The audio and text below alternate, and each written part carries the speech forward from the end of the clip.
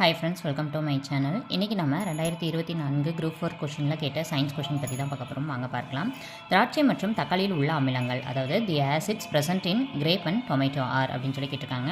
ஆன்சர்னு பார்த்தோன்னா திராட்சையில் டார்டாரிக் அமிலமும் தக்காளியில் வந்து ஆக்சாலிக் அமிலமும் இருக்கும். ஓகேங்களா? ஸோ பாருங்களேன், தக்காளி ஆக்சாலி அந்த ரைமிங் வந்து வரும். ஸோ இதை வச்சு ஞாபகம் வச்சுக்கலாம். ஸோ இந்த திராட்சை அப்படின்றது கொத்து கொத்தாக இருக்கும் இல்லையா, அதில் நம்ம டார்டாராக ஒவ்வொன்றா பிரிப்போம் அப்படின்னு ஞாபகம் வச்சுக்கோங்க. அப்போ டார்டாரிக் அமிலம். நெக்ஸ்ட் கொஷின் பற்றி பார்க்கலாம். சுதேசி நீராவி கப்பல் கம்பெனியின் ஆரம்ப முதலீட்டு தொகை எவ்வளோ அப்படின்னு சொல்லி பார்த்தோன்னா ரூபாய் 10 லட்சம். ஓகேங்களா? சுதேசி நீராவி கப்பல் கம்பெனி அப்படின்றது வந்து மொத்தம் வந்து அதனுடைய முதலீட்டு தொகை 10 லட்சம். ஸோ இது என்னைக்கு பதிவு செய்யப்பட்டதுன்றது உங்களுக்கான கேள்வி. 6th தமிழில் இருக்கும். ஆன்சரை கமெண்ட் பாக்ஸில் கமெண்ட் பண்ணுங்கள்.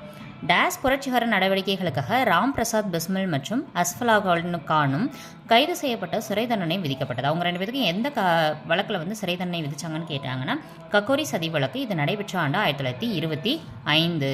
இந்த கக்கோரி சதி வழக்கில் தான் பிஸ்மில் மற்றும் அஸ்ஃபலாகான் வந்து கைது செய்யப்பட்டு சிறை தண்டனை விதிக்கப்பட்டார்கள்.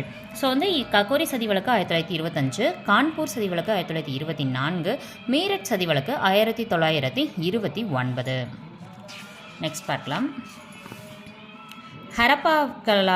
ஹரப்பர்களால் அறியப்படாத விலங்கு எதுன்னு கேட்டிருக்காங்க. ஆன்சர் குதிரை. அறியப்படாத உலோகம்னு கேட்டாங்கன்னா ஆன்சர் இரும்பு. Next question. ரோம் நாட்டை சேர்ந்த மூத்த பிளினி தன்னுடைய இயற்கை வரலாறு என்னும் நூலில் டேஸ் இந்தியாவின் முதல் பேரங்காடி என குறிப்பிட்டுள்ளார். முசிறியை தான் இந்தியாவின் பேரங்காடி அப்படின்னு சொல்லிட்டு மூத்த பிளினி அவர்களுடைய இயற்கை வரலாறு நூலில் வந்து எழுதியிருப்பார். ஸோ அடுத்தது பார்க்கலாம். 1891 அயோத்திதாசரால் நிறுவப்பட்ட திராவிட மகாஜன சபையின் முதல் மாநாடு நடைபெற்ற இடம் எதுன்னு கேட்டாங்க அப்படின்னா ஆன்சர் நீலகிரியில் தான் முதல் மாநாடு நடைபெற்றிருக்கும். நெக்ஸ்ட் பார்க்கலாம். எந்த கூற்று தவறு? டாப்ளர் விளைவு நடைபெறாமல் இருக்கிறதுக்கான நிபந்தனையில் எது தவறுன்னு கேட்டிருப்பாங்க. இதில் சரியாக இருக்கிறது ஒன்றே ஒன்று தான். எதுன்னு மட்டும்னா இது ஏ மட்டும் தான். கேட்குனர் ஓய்வு நிலையிலையும் ஒளி மூலம் கேட்குனரை நோக்கி நகரும் போது மட்டும்தான் டாப்ளர் விளைவு நடைபெறும். மீதி இருக்கக்கூடிய 3 சுச்சுவேஷன்லையுமே டாப்ளர் விளைவுன்றது நடைபெறாது. என்னென்ன சுச்சுவேஷன் பார்க்கலாமா?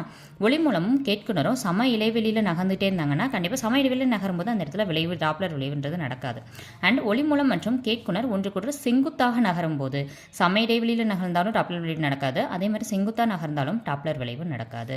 ஒளி மூலமானது வட்டப்பாதையின் மையப்பகுதியில் வட்டப்பாதையில் நகரக்கூடாது. வட்டப்பாதையின் வந்ததுலேயே இது வந்து ரிஜெக்ட். ஓகேங்களா? வட்டப்பாதையின் மையப்பகுதியில் அமைந்து கேட்குனர் வட்டப்பகுதியில் நகர்ந்தாங்க அப்படின்னா அந்த இடத்துலையும் டாப்ளர் விளைவு நடக்காது. அப்போ இது 3லையுமே என்ன அப்படின்னு சொல்லி பார்த்தோம்னா நடக்காது. இதில் இருக்கக்கூடிய நிபந்தனை அப்படின்னு நடைபெறாமல் இருக்கிறதுக்கான நிபந்தனை அப்படின்ல தவறானது எதுன்னு கேட்டாங்கன்னா இதுதான். ஏன்னா இந்த இடத்துல டாப்ளர் விளைவானது நடக்கும். கேட்குனர் ஓய்வு நிலையிலையோ ஒளிமூலம் வந்து கேட்குனர் நோக்கி நகரும் போது கண்டிப்பாக டாப்ளர் விளைவு நடக்கும். இந்த வீடியோ பிடிச்சிருந்துச்சு அப்படின்னா லைக் பண்ணிக்கோங்க. நம்ம அடுத்தடுத்த வீடியோக்கள் அப்லோட் பண்ணுறோம். தேங்க்யூ.